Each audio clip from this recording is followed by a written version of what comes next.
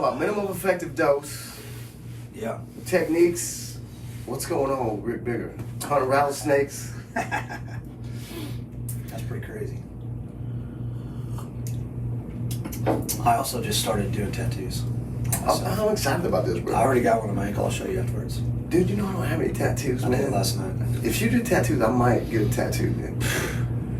I got the big north side end on my side that's not finished. Yeah. And I shaded half of it myself. Oh, shit. Is it like this in the mirror, bro? You should never do that. I'm not doing it. That is terrible. Yeah. But I did it. I'm working on a leg sleeve, and I started last night. So my ankle's down. You're tattooing yourself. You know you can tattoo other people, right? Yeah, man, but I want to practice first. I won't be as mad if I mess it up on myself. I got you, bro. It's not that big of a deal. I got you. So I'm going to do a whole sleeve on my leg. Yeah. I've been practicing on fake skin and fruit as well. Would you ever, let me ask you a question, because you know you gotta go and be apprentice or whatever, that's a traditional whatever. Would you go do that? If I knew somebody I had time to do it. Yeah. I would love to. Do you have some tattoo artists that you like and admire? You just love the idea, the art? I just like it. Yeah. I've always liked to draw. I'm not as good as anymore. My right hand is pretty tore up. Hard to grip or? Yeah. Just these two fingers are pretty much destroyed. I mean, I broke this knuckle so many times. Make sure you delete that. It's not even. We get customers watching. It's not even there anymore, you know. Yeah. Well, like this. I can't make that finger touch that finger. I tore that tendon off years ago. Yeah. And so that's it. That's all it does. And then this tendon here, I got a combination of breaking it, and I also got it slammed in an ammo can, in a 50 cal ammo can, and it crunched the end of it really bad. Yes. You know, that got the little lip that closes it. It took my finger with it. So, but this hand is kind of messed up from that, and so it I can't grip as well with this hand. So I struggle sometimes to grip the pen. I'll remember that next time we roll. Right hand, grip weak. Tack that grip. It's part of it, you know. But that holds me back on drawing a little bit. Right. I used to be a better artist than I am now, but the best I can. Dude, it's fascinating to watch, man. Yeah, I love tattoos. I obviously like getting tattoos. Right. I always wanted. I was always interested in trying to do it. Yeah. So I'm just gonna do it. Man, we got a fly in here, bro. I know, man. It's. I'm gonna have to pull some Miyagi. I'm gonna show you guys the deep stuff. But yeah, so you know me, man. I'm always gonna try some crazy stuff. I gotta keep my life interesting. Yeah. So occasionally I become a wrestler. I like the way you do it more than I like the way I do it. You used to do stuff like this. You ran with the Bulls, right? Yeah. You tell me. We like to have adventures, you know. Yeah. This is a good topic too, bro, because I like to travel a lot, you know, and man, traveling can be such a pain in the ass a lot of times. You know what I mean? Like it's like every step is an inconvenience. You know what I mean? Like it's crazy. Yeah. And but that's part of it. You know, is it allows you to. We talked about focus earlier, right? Yeah. How do I focus? You know, how do I practice that? Because that's a big problem in the world. You know, people will never. We're not taught to focus. Yeah. We're not taught how to concentrate. You know what I mean? And that's what jiu-jitsu gives us. But it's implied. You know, it's easy to concentrate. When somebody's choking you, you don't have time to think about anything else, right? Yeah. You don't even have to think about like, woe is me, like, oh man, the guy's behind me choking me. You don't even have time to even think about what a bad situation is. If you don't think about the solution right away, you're gonna get killed. You know, your arm's gonna break. You're gonna get choked down unconscious. So it teaches you in a very visceral way the habit of being solution focused. You know, there's great quotes that says. Man, focus on the problem just long enough to define it accurately, and then as soon as that happens, that doesn't take very long. Start to focus on the solution. The solution. You know? Solution-based I like that. problem solving. Yeah, it's because with jiu-jitsu, when you're in a bad spot, right? You're in a mountain against somebody good. Yeah. Man, you just can't get out sometimes. Yeah. Like right now with my technique and where my physical level is on this person. So what can I do? Well, I have to just wait then. Yeah. And sometimes I just have to be patient, right? So you have to learn patience. And I was thinking about this the other night. A big part of jiu-jitsu is learning how to stay safe, right? From every position. But Rick, think about what safe means and think about what safe feels like, right? Because for us, getting safe, the guy still might be shoulder pressure in my face so hard that I feel like my jaw's gonna break. But I know he's not gonna tap me, so I'm safe here. Like, I don't like it, but I'll take this while I'm gathering my information about how to solve this problem. You know, I'm dealing with this, but we both know over time you become inoculated to some of these things.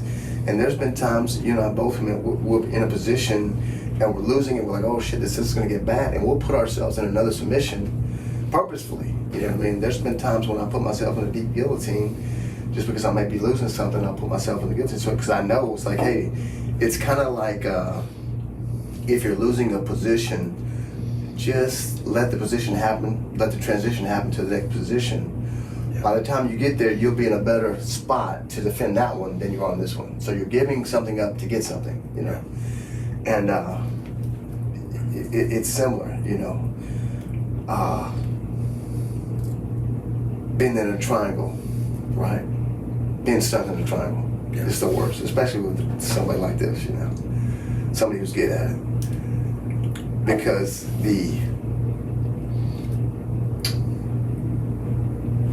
if you make a mistake, the consequences are so grave, you know, that's it, you're gonna lose. And so you find yourself in a spot where you know you can't get out of this triangle, but he can't tap you from this particular angle or whatever. And so you just gotta stay there. It's kind of like John Jacques says, the first person to moves loses type situation. You know? So you're finding those things in jiu-jitsu. But then, like when you go down, you know, tournament jiu-jitsu is very big right now. You know, we're so excited about it. It's growing. In regular self-defense jiu-jitsu, usually I need somebody to attack me. That's how I do my technique. You know, almost all the jiu-jitsu techniques we have, somebody's trying to attack me. You're giving me some energy, you know what I mean? But in a tournament, man, a lot of times they're keeping their distance. You know, they're not attacking you. They're waiting for you to attack them, you know? So that's one of the biggest, what I've noticed, takedowns wise. Yeah. One of the biggest problems people struggle with, especially with the kind of original self-defense jiu-jitsu takedowns, they're all based on someone coming forward and punching me. Right. And I always try to get my guys to understand, like, a jab and a reach for the collar is the same thing.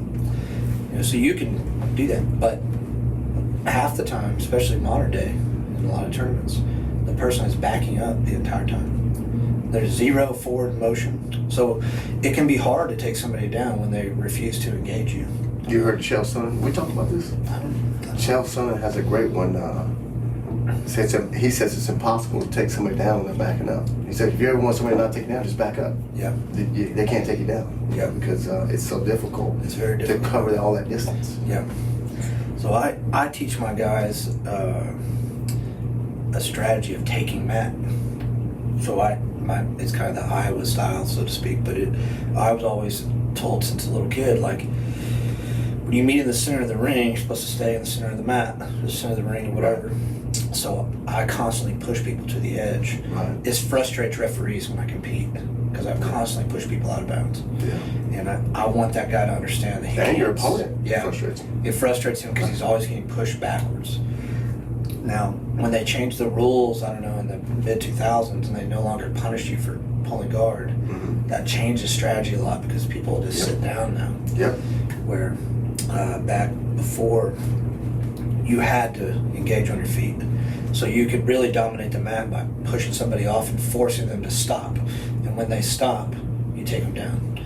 This is one of the, I think, the ways that wrestling rules are better, because it forces action by not allowing the person to back up. This is a Rick Biggerism, man. Rules dictate behavior. Strategy, behavior. Yeah. That's Dave Camarillo. Oh, there you go. I stole that, but yeah, it's one of my favorite sayings. But He stole it too. Yeah, I'm sure he did. We'll give him credit, right? Yeah. He'd be a good one to have, man. Oh, no kidding, man. The judo background. Yeah, I'd love to have him. I think that'd be tough, but his brother Dan would probably be pretty easy. I'm actually buddies on Facebook. I bet they both, man. I'll reach out to him. Yeah, it's very difficult. So one of the things I revamp things. I'm a big on self-defense stuff, but that's where kind of the minimum effective dosing and everything comes together for me. I think curriculums have value, but then I think they don't. I think that saying, okay, like whether it's self-defense or tournament, saying these 16 moves are the most important, right, and developing a curriculum, and we're going to focus on these. Like when you look at Lloyd Irvin and Keenan and Ryan Hall and those guys, JT Torres, one of Lloyd Irvin's things back then was we're gonna identify what the most effective moves are, and we're gonna drill them and drill them and drill them and drill them. Yeah. Like if you're an MMA guy and your best move is the omoplata, it's only happened once in the UFC. Right. So you are obviously putting yourself at a disadvantage. Yeah. Right. I don't care how good you are at it; it's one of the hardest moves to pull off. Right. So if you were better at the rear naked choke, guillotine, and triangle, which are the three biggest. Armbar, right? So if you were to be good at those, you should, data-wise, have a huge advantage. You should be better from a numbers perspective. Statistically. Right. And I thought that was super interesting because my work outside of jiu-jitsu, when I worked in the business world, I love statistics. I still love statistics now in the EMS world and fire world. I teach statistically on this is how you save people's lives. Right. We studied this, and we know that if you do this, this, and this, like I'm huge on teaching CPR and teaching how to save people in cardiac arrest. Yeah. And I've been blessed to have a lot of saves in the field. Yeah. And I teach it constantly at the fire department. Yeah. It's our biggest thing we preach right now. I've been preaching it for several years. And our numbers are getting much better. We're getting way better at our job. So you're using statistics to do it. So if you do these things, you get better. We know it. We've studied it. So I like that. But I also realize, name dropping Blake Hayes. Talking to Blake. I'm big on like black belt. Old school, like the Helio curriculum. Right. And I'll see those and I'm like, I'll go to a tournament and I'll watch somebody get caught in a headlock and they can't get out. And I'm like, this dude is a purple belt and he can't get out of a headlock. Right. I have guys come in my school from other places, right, and I put them in basic headlocks, and they're lost. They've never seen it before. They've never seen it. This is the hero and Hinner thing. So I understand that I think those curriculums are important. Yeah. I also understand. I'm talking to Blake. He's like, well, we know that stuff's not the best stuff though now. Like. Helio's weapon defense stuff. Right. Not good. Not at all. It's horrible. Being a weapons guy and knowing about it and talking to other guys that are even better at weapons disarms and stuff and know more about it than I am, I would never try half of that stuff that he shows. Like catching something in midair. We know working through that stuff now, and that's okay. There's nothing wrong with that because Bruce Lee's techniques in 1970 are not the most effective in 2022 MMA. We've evolved. So evolution's important. I agree with this. I heard a guy one time say the problem with the weapons defense in jiu-jitsu is it turns everything into a grappling situation when that might not be the best scenario if a guy's got could be say a knife and shit. So but next, don't be bad enough to race it. No, hold on a second. I'm the guy. Hold on a second, bro. I guarantee I'm one of the few people that can reach over and grab. His there you go. He'll tell you, man. People need to read this, man. I'm glad you got this, bro. I'll be one of the few guys that can pull it off the shelf that uses this as a reference on almost a daily basis. Man, you guys need to get this book if it's still in print. But hold on, I gotta check Rick, man, because that's an expensive book. This is a great book, man, because he says, I love pulling this out sometimes because just because Rick, what we're talking about. For example, I'll give you two. Yeah. there's a mount escape in here when a guy's got high mount. Yeah. And what he does is he does a backward shoulder roll, right? Yes. So we've been taught since day one. Yeah. This doesn't work. Yeah. Right. And then here's Headlock Gracie doing it in his curriculum. You know what I mean? Because it all depends on the situation that we're in. Sure. You know what I mean? He also talks in his book about how the reason why we shake hands versus bowing. Yeah. Which is great, you know. Yeah, this is a great book. I'm glad I got this one. I try to share as many stories as I can from there. That one and the Gracie Way, Yeah. which is a really good one too. Yeah. Oh, the Gracie Way, the Kid Because it has more Kid Peligro, man. That's original, bro. more different stories and stuff. Pull it out, man. If you got, man. I think the Gracie Way is checked out, I believe. I let my students check these books out. Oh, dude, I don't let nobody have my Pretty books. sure Man. that I learned my lesson. They're man. checked out. I almost have killed a few people because I haven't returned them. But yeah, so it Man, you know, I haven't read Hickson's, man. This is another one. Life and Flow. You guys got to get this stuff, man. It's important. This is what I love about Rick Bigger, man. This guy's a reader, man. He's always trying to get the information. But yeah, man, hey, weapons defense. Go ahead. So like when you're on this, like I think curriculums are important. Yeah. I think we're talking about, say, weapons defense, right? Even self-defense. Right. Like I don't teach a lot of, like if you grab me from behind. Right. And my hands are free. Right. The only defense I teach to that is the wrestling stand-up. Which is a beautiful one. Because it's the most Hip effective. forward, tap to grip. The one I'm about? Yeah. Absolutely. It's the most effective. Right. It's in my kids' curriculum. And people are like, isn't this wrestling? And I'm like, well, first of all, jiu-jitsu is all grappling. Anything that's grappling is jiu-jitsu. That's right. Okay? So, but this is the best one. Yeah. I know it's the best one because I spent the last 5 years working it every single fucking day. You know, it gets great. It works great. Right. The others can be done, but I honestly think they're more advanced. Like, I'm really good at a lot of them, but I've practiced them a lot. Most people don't. So, but one thing Blake likes to say is that in the end, once you get past that initial weapons defense or whatever it is, right, the guy grabs me and I do this. Once you get past that, the situation's dynamic, and the guy's going to start moving, and in the end, it turns into a grappling match and then a fight. So the curriculum is great, right, but learning those, say, 16 moves or 36 moves of combatives, right, what happens when it leaves that realm? Right.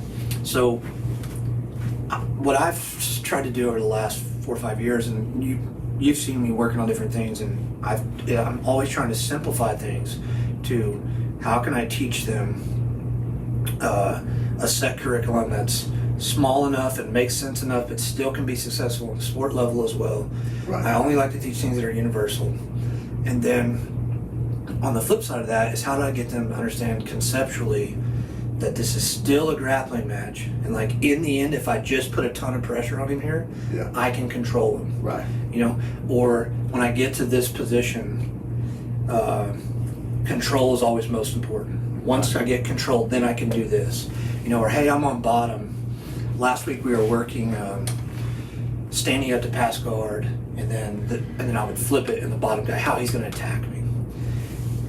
And I realized years ago, grappling with you like to stand up to pass guard. I remember the first day you ever taught it.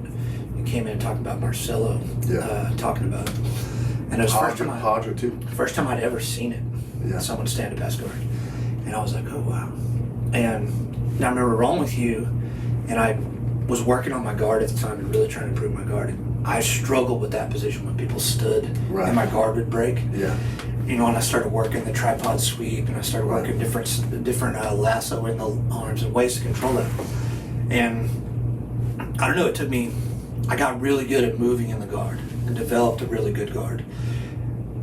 But now I just had an epiphany one day. I'm like, you realize if you don't have control of the hands here, most of this doesn't do you any good because you're at a massive disadvantage. Once you lose control, you better move to some kind of control. And like a couple years ago when I did a private with Howder, I just kind of went out there to roll with him and hang out. And he was like, you don't want to work on anything? And I was like, well, don't really have a lot of questions. I just wanted to roll and hang out and stuff. And we had he was like, well, at least ask me one question. Yeah. And I was like, well, what about it? And I asked him that question. As a black belt, like, this is where I still feel like I struggle. Right. If I looked at all of my jiu-jitsu, this is the worst part. And he's like, you got to chase the hips. Hold on, Rick. You're saying that when somebody stands up in your guard? Yeah. Okay. When someone stands above you in your guard. Right. And you know me, man, I got to train with guys that trained under De La Riva, and I was a De La Riva guy for a while, and like a lot of varied experiences. I've been all over this thing, man. That's right. I remember drilling Osiander's tripod sweep to tomahawk sweep drills and his guard retention drills off his videos for years and years. I still use them in my classes today. Alan Goez, man, the tripod sweep. Oh, wow. I call it the Goez sweep instead of the tripod sweep just because I watched so much of his stuff. And going old school now, bro. yeah, man. When he got knocked around like 5 or 6 different times. 90s, bro. So but to me, what I figured out in those positions is that if you don't have control, none of the moves don't matter. Another Dave Camarillo, man. Right. It's not about the moves, it's about the movement. Right. So like, if you can't do the movements, then the moves don't work. We're always chasing moves when we should be chasing movement. Right. And the flip side of that, people a lot of times are like, I lost this position. Show me the move that fixes it. Mm-hmm. There isn't one. The move that fixes this is control. Or like I tell people, get control of the hands. My feet come open. Put your feet in his hips. And that makes a whole lot of things better. Right. And now we have time. Control buys us time. And especially when you're talking about self-defense, or even sport though, but time is always on the side of the more technical person, the better person. The longer timeline of a match, the more technical person generally wins. Yeah. Right? He'll eventually find the thing he's better at, right? Or find the solution. Technique conquers all. Yeah. Right? So all things being equal. I just think it's interesting, and it's always a coaching challenge for me. Like right now, I'm really focusing on takedowns and trying to get parts of John Danner's been talking about this a lot, and I'm focusing on how to get. I've always had good takedowns and taught pretty good takedowns. Yeah. My guys are known for being the few guys that do takedowns, but trying to get all of my guys, because it's easy to teach the wrestlers that they already know. They're already into it. Oh, yeah. But the reality is I have like 3 people in my gym that wrestled out of 70 adults. This is part of it, Rick. And I'm getting where I have 10, 15, 20 guys that look like wrestlers even though they've never wrestled. Yeah. Because I just teach I expose them so much to takedowns. Man, so if you take a look right now, at especially no-gi grappling, Craig Jones made a joke about it recently, but it's serious. He said, man, we took wrestling and rebranded it as jiu-jitsu. Yeah. And so these guys are doing a lot of spiral rides. Mm-hmm. They're doing a lot of bar arms. Mm-hmm. They're doing a lot of stuff controlling because the fact of the matter is folk-style wrestling has focused on controlling, somebody like this, for decades, right? Yeah. Maybe centuries. Yeah. And it's a different flavor than jiu-jitsu. But now here's the crux of the situation. And this is why it's like, man, we talk about these things, but I'm not really, I don't get too worried about it, right? Yeah. Like because jiu-jitsu is a huge mosaic. So many people are training, right? I got my MMA guys, Jared and Ryan Hoover, these guys, and so Sean did a great job. You see this? We didn't talk about this. I watched some of the highlights of it. I didn't oh man, great! I'm so proud of this kid, man. Right? Good job, Sean. Sean, man, Gustafson, man. I'm proud of Jared and Ryan and Care for what they've been doing over there. But here's the thing. So Jared's been working. They've been working takedowns. They've been doing a great job. They've been doing. Jared's got some stuff from Linland that's very simple. We're gonna talk about it. Yeah. But it very simplifies. Kind of the idea of a takedown, okay? But here's the thing. A big part of the curriculum, these guys are MMA fighters. Yeah. Man, I get on a single leg, I'm lifting this guy. I'm lifting him, right? But one of the tenets of jiu-jitsu is you might be fighting a guy who's bigger than you and stronger than you, right? And so now you have to delineate. You have to say, okay, 44-year-old, hobbyist. Yeah. you know, it's not a good use of energy. I don't think jiu-jitsu would say it's a good use of energy to be lifting like that against a big heavier guy. Like, you know what I mean? Like when I run with you, Ray, like, man, you're 200 something pounds. Like I mean, it's possible I can lift you up. Okay. But plus you're a good wrestler. It's like, you know what I mean? I like you better at 185. Cool. But you know what I mean? So now you have to say, guys, listen, this is for competitors, right? Somebody who's going to a grappling match, somebody's going to an MMA match. This is important for you to have. And I feel like it's important, even if you're 44, if the person's your size, you should be able to lift them up. You know, that to me, that's part of it too. It's like, I feel like, you know, this guy did such a great job, and his whole family, about the idea that jiu-jitsu is for the weak to defeat the strong, but it's a little bit. How can I say that? I think not to cut you off, man. But no. Blake, talking about Blake too, man. He loves to talk about that as well. Right. It's definitely for that. Yeah. So I always show my guys, like I'll use Ivan. Ivan's a great example. Perfect. What we're talking about. He's got the back fusion. Good. So I'm always. He's always struggled. One of his struggles has always been with how does he modify things. Right. And but one of the things since he's been with me that I've tried to put on him is stop with that. Okay. So here's the reality. You have a back fusion. Yeah. Okay. That's a weakness. Right. We all have them. Yeah. Every one of us has a weakness somewhere. And every body type, height, weight, strength, speed, whatever, can be a pro, and then it's also a con in a different position. Yep. Okay. So you no longer get to use the excuse that you have a back fusion. Because I don't care. I actually do, but right. I don't care. When I show him, I started adjusting curriculum to make it simpler, and he's one of the reasons. Because I noticed him and other people, I'm like, how do I get these guys to do this? They're not going to be able to explode across on this. Right. So I want stuff that they can use. So we broke it down and we got it simpler. And now it's like, okay, cool. I know you can do this. Or, hey, in this position, you know you're not going to be able to lift here, so then trip. There's always an answer to it. But the faster we stop with be like, well, I'm weak.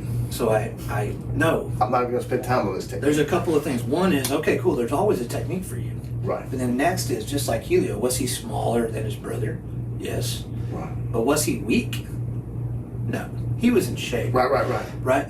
But he is small. And if he was to fight whoever at the time. Hodger Gracie. Right. He's weak. Right. Cool. But that doesn't mean that he stopped trying to get strong. Right? So that's one of my things, like lifting weights. I'm big on lifting. A lot of people in jiu-jitsu aren't. Yeah. And then I roll with guys, and they're like, man, you're really strong. And they, even over the years when I was training, people would use that as an excuse for why I beat them. They're like, because you were stronger? I'm so strong. This dude's so strong, I can't move him. That's why you always beat me. Shit. I'm like, okay, cool, man. Well, that's not my fault. That's right. But John Jock say, like, that's right. It's not your problem. Your weight is not your problem, it's his problem. Yeah. Strength, same thing. Right? I put time in today to get stronger. That's right. And you didn't. And you're using it as an excuse for why I've quit using the excuses. And like I'm still trying to get stronger. I'm still trying to develop better movement too. I'm still trying to get more mobile like you. Jiu-jitsu to me is not just about the weak being able to use it. It's about making the weak strong. Exactly. It's just improving all the time. Always trying to get better and improving. Yeah. You see so many people. This is where with like kind of old school and self-defense stuff, where I'm always like, there's people that are obsessed with this curriculum. It has to be this curriculum. Right. And I don't like that. So I'm like, we still have to evolve. There's so much. I'm not going to run out here and start leg locking everybody in a street fight. That doesn't make any sense. But I'm not ever going to get away from my base. Right. But I also am still trying to improve. So the three principles that you can take from these guys, and whatever technique you're using, it's got to go through these three filters. What's the Stoic guy that says you got to look through it through three lenses? Is it good? Aurelius? I think it's probably Aurelius. Or Seneca. One of these guys, and say, is it true? Is it kind? Is it something else? You know what I mean? Whatever. But the three lenses of this are number one, look at it through a self-defense perspective, meaning if I do this technique, can this person punch me in the face or kick me? You know what I mean? Am I in danger of strikes here? That's the first filter, right? And if I am, doesn't necessarily mean I have to throw it away. It's just I got to delineate, hey, I could get punched in the face here. So let's be careful here, right? We see it with leg locks right now. Yeah. These guys are still working, right? But we've seen a couple of leg lockers in the UFC get knocked out, right? We saw one in combat, guys trying to do the leg lock, but the way jiu-jitsu works is very soon they will have a structure where they're going for the leg locks because now they understand, hey, look, man, this is legit. You know what I mean? We tried it. This is what happened. I'm telling you, man, people all over the country, all over the world are looking for ways to not get punched in the face doing this, and they're going to come up with something. You know? But the first filter is, can I defend myself? Outside. All right? The second one is, does it involve natural body movements, right? Like we love the rubber guard. I mean, to me, the rubber guard is very effective. Only problem is, I can't put my leg behind. Right. So this is what you're talking about. Well, that can be developed. You know what I mean? You should start developing it. If you want to do this. But these guys say, man, it should be done. Should be able to deal with natural body movements. You know what I mean? Which is a good filter. And the third one is it's got to be energy efficient, right? So this is where the single leg, if I get underneath, I step in, I lift the guy. That's as efficient as it goes. But if it's me versus my ground, this is not the technique, you know what I mean, that I want to use because it might wear everything out. And if it does, now I'm still standing up, shit. So where rules dictate behavior comes in. Exactly. So MMA fight, short round, weight class versus street fight, no time limit. Right. No weight class. Right. So let me take you back, and when I tell you this, I think you can take a sigh of relief, right? Because I look at it now like this is one of the guys, right? Imagine if you're this guy, right, in 1989, right? Rick, every person in the world, I don't care who they were, every person in the world outside of Brazil almost were white belts, right? Think about that for a second, right? Now if you're a purple belt now, you know what it's like to roll with a white belt, right? Now imagine you're a black belt and the whole world is white, but the whole world, right? And I'm telling you from experience, the initial curriculum is for you to defend yourself against people who don't know anything. That is, it's almost stupefying how easy it is, right? For the most part. Now I'm not saying if you get a Division I wrestler and I mean that's a bit different, but still. And so that's what we're really talking about even now, Rick. Like someone with basic set of blue belt jiu-jitsu for sure. We got to talk about headlock escapes. Like I don't necessarily think side mount escapes. It's in our blue belt curriculum for sure. You have to know a side mount to be a blue belt. You got to know how to get a side mount. But I don't like the guy can have a crappy side mount escape because I'm less worried about that than I'm worried about the headlock escapes, right? You have to know this, and you got to be good at it, right? That means anybody that comes to my school as a white belt, if I can show them to put you in a headlock, you have to be able to get out. And I mean, again, unless it's a high level wrestler, then it's different. This guy's been training his whole life. Now you're gonna be training with this guy, but if even then, like if he was able to hold his hands and control him the whole time and didn't get hurt, I'm okay with that. Right, exactly. But you got to be good at that, right? Because that's the idea, and that's where the kind of the conversation comes in, man. Like, man, the guy comes in, he's a pro, but he doesn't even know how to get a headlock, right? Henry Gracie said, man, the guy came into the academy, and he didn't, the guy got in a fight, and he got his butt kicked, you know what I mean? He's a purple belt. Right. I mean, I mean, we get it, man. For sure, but then we have to understand that because of these guys and John Machado and Dan Inosanto, so many legion of guys that came before us who put this out. Jiu-jitsu's now in the culture.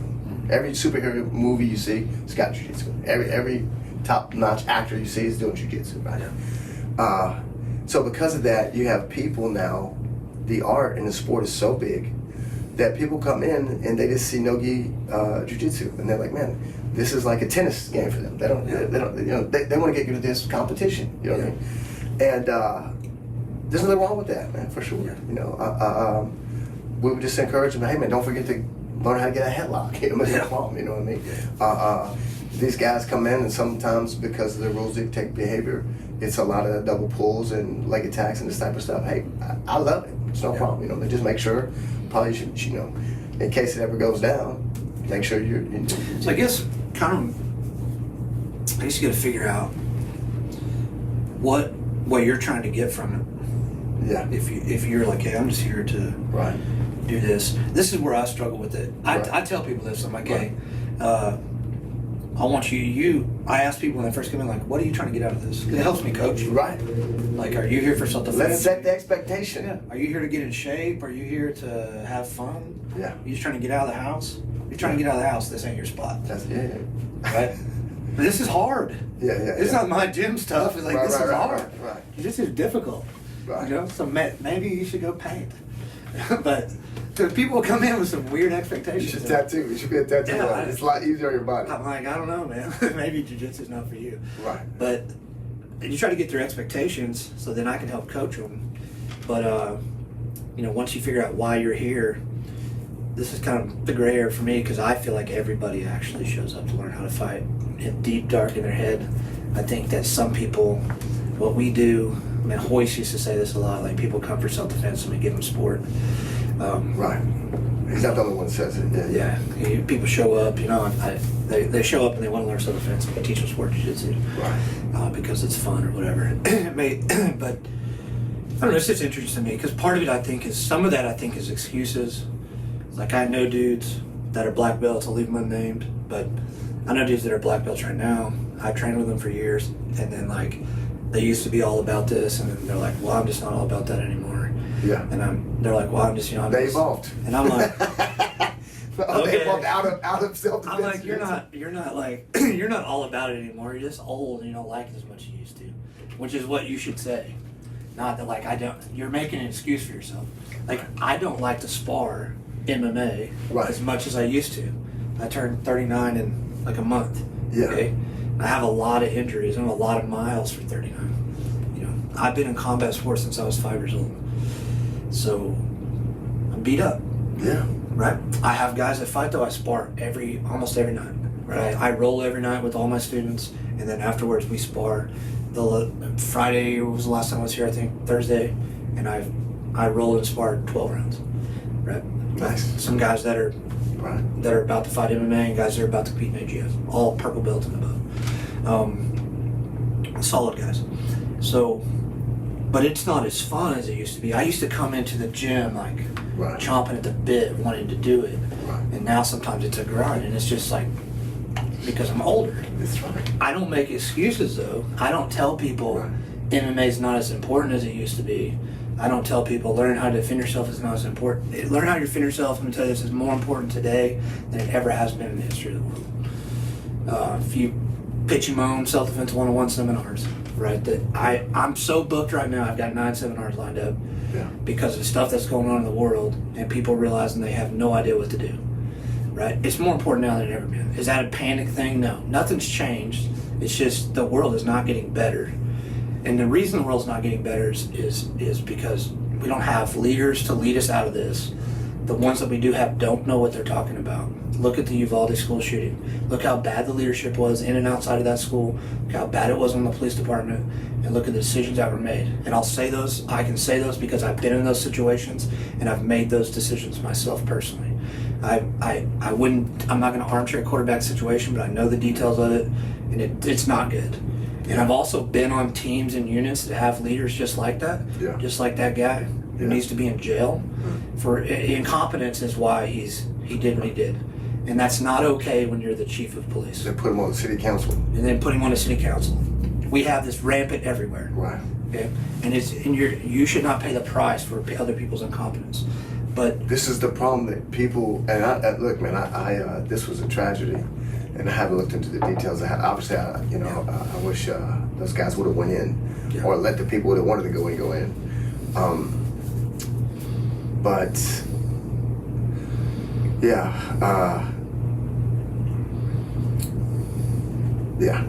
sorry, man. Go ahead. I lost my thought. But the world is not getting any better. The situations aren't any better. So when people are like, well, I just don't think self-defense is that important anymore, or this, then why do you call me the moment something happens? it's an excuse. Yeah. Okay. It is important. You don't have to be paranoid.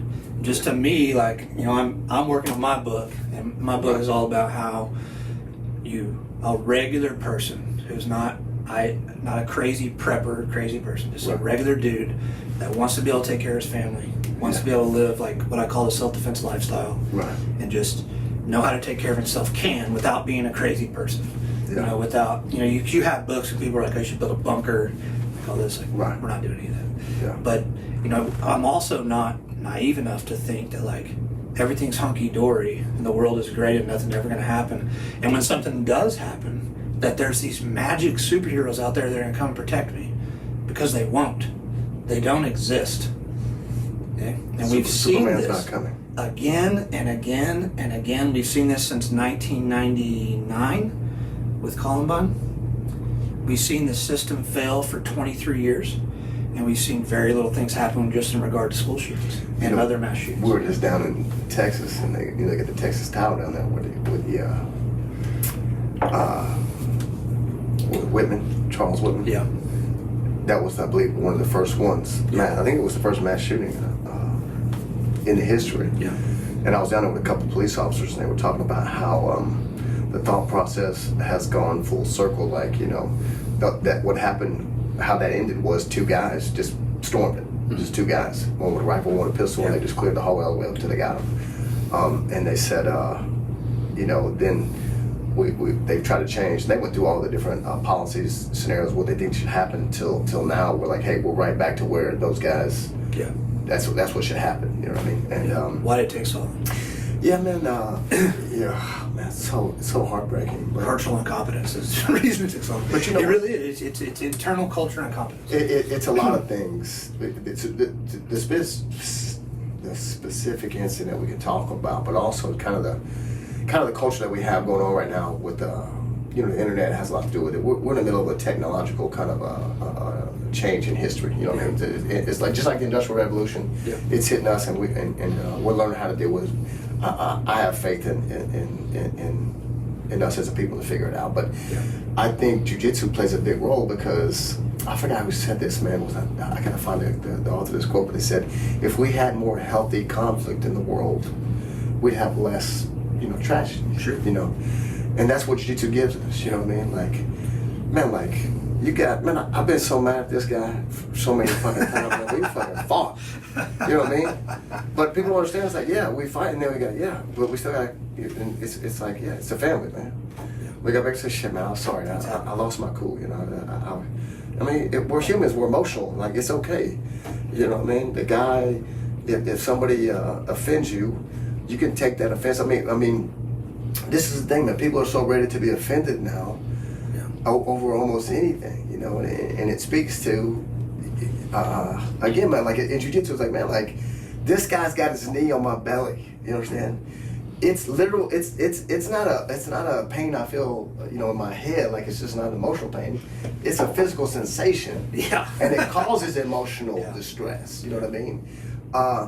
But it can work the other way too. The emotional, like, name calling, like this, that's a big problem, like on the internet, all the trolls and stuff like that, like. And should come to my Facebook. They love me. Right. Yeah. Right. I mean, but some of the trolls, even me, like, you know, I've known you're online a lot. I need to do better. But like, part of the problem is somebody says something, you know, insulting you. You know what I mean, about whatever. Man, it's like, oh shit. You know what I mean? Like, it hurts. You know, man, it's like, oh man, like, and then but then you got, you know, it's like then you look at the guys like, man, like. This person, you know. People love showing me what I call the power hook, where you go under hook sweep. Yeah. Gordon Ryan did this to me. Yeah, that's right. This has been one of my moves forever. I saw Marcelo Garcia do this to Pablo Popovich way back in the day. Right. And I always loved this move.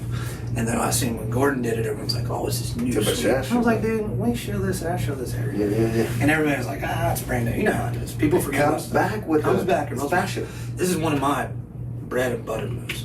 I love this move. Yeah. And I showed it online as a way not to get smashed by bigger people because it gives you the extra power to get the weight off of you. And I did it on just my regular partner, and people are attacking me. They're like, that guy only weighs 100 and blah, blah, blah. And like on YouTube, and they're getting after me. Like a bunch of white belts are attacking me.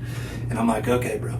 So I made a second video, and I got the biggest guys I have here, which weigh 300 pounds. Right. 240 to 300. And I get all of them in a row, like super easy. And they're like, well, you're showing this like... Yeah. But win against the internet, like it's the world. How are you going to win against the world? You got to convince the world. That's why, like, anymore, man. Like I say, come on my Facebook because they're all over me. Because I love to put neutral opinions out there on things I really believe in. Right. If I share it on my Facebook, I believe in it. Right. But I like to put stuff out there. I have some things I'm very left on, some things I'm very right on. I don't pick a side. I think that every issue you should think of individually. Yeah. That is not a popular opinion anymore. But because I'm a veteran, because I'm because I'm a firefighter, because I'm a paramedic, I'm a first responder, because a lot of people think that I'm very right-wing, and I get a lot of right-wing friends. Right. And then they come attack me later when they see that because I'll say left-wing things. Yeah. And I'm like, man, the world should not be left and right. You should have an opinion on everything. But they will just come after me, and I love it. Because I'll just log off and go away. I don't care. It doesn't bother me a bit. I'll have some with 50, 60 people be arguing with each other, and I'm not even involved anymore. I don't even care. Right. I will never respond to you online. Right. And I can tell you what's never happened. Yeah. No one that's online has ever... Because if my answer to every threat online is 924 West Main Street, Collinsville, Oklahoma, which is the address of this gym. There you go. No one's ever came to that door and carried this conversation on. I'm going to show you that machete or that Gordon Ryan's week doesn't work. Come on, bro. Yeah. You know? And it's not that I'm even that tough anymore. I'm not trying to get people to come here and fight me, but I'm not going to argue with you online. It's stupid. It's a waste of time. But Rick, this is why Jiu-Jitsu I think is important because... Look at this gym. Look at any gym, right? You get more than 3 people. Even just me and you, bro. There are opinions that you have that I am on the opposite. Yeah. Even take football, for example. For sure. Or wrestling. This Oklahoma guy is an Iowa guy, right? Doesn't make sense. Doesn't even make it. You can't make sense of it, right? But it doesn't matter, right? That stuff doesn't matter, right? And for sure, we each have opinions. Like say the abortion issue, that's huge right now, right? Yeah. We have opinions on it, strong opinions, but because I know you and we roll with you, I respect your opinion, but I can disagree. I feel differently. Sure. But doesn't mean that now I'm gonna protest your house. You mean stuff like this. You understand? And it's like we have to have the conversations and listen to the. We call it steel manning, right? We have straw man. Yeah. You know what I mean? When you're dealing with a critical argument, we're trying to argue. But if we're really trying to get somewhere, I'm not trying. That's what jiu-jitsu is too. Hey man, look, it's. I would like to be right, but it's got to be the data, right? If I think this sweep works, if I can get it to work, it's good. We take it in there. You know what I mean? It's just about finding a way to come together. You know what I mean? Yeah. An understanding of each other. And a respect and appreciation for one another. You know what I mean? To me, what makes a great country, brother, is great countrymen. You understand? We're all in this together, man. I know many look on TV, it's crazy, right? It's like guys, listen, we're all Americans. I heard a thing that, and I'm a big believer in this, but I think that because we have such a lack of purpose anymore, that people find the need to cling to something. Right. And right and left is the easiest thing to do. Yeah. It's fun to be on a team, it's easy to get a division like that. It's one of the great things about me about finding jiu-jitsu and other stuff I've done, being a fireman, being in EMS, being in the military. Those brotherhoods gave me something that mattered. I care so much about America because of my military service and the time I spent overseas in the war that it's hard for me to get sucked down too far down the left and right. Because when I see that stuff, I'm like, that ain't what I'm about. It's shared suffering that you experienced. Yeah. That now you have respect for these guys. That you can still man how they're feeling. Right? Yeah.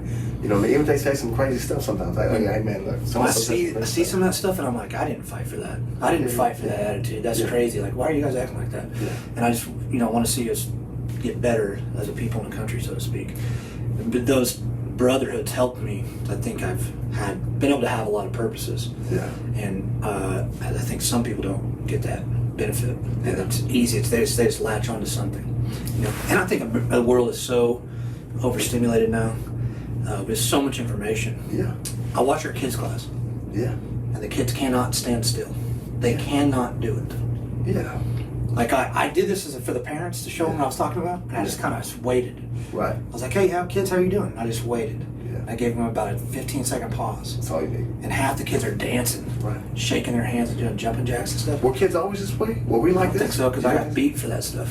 But get in line. Did I want to be that way? Right. Probably. Yeah.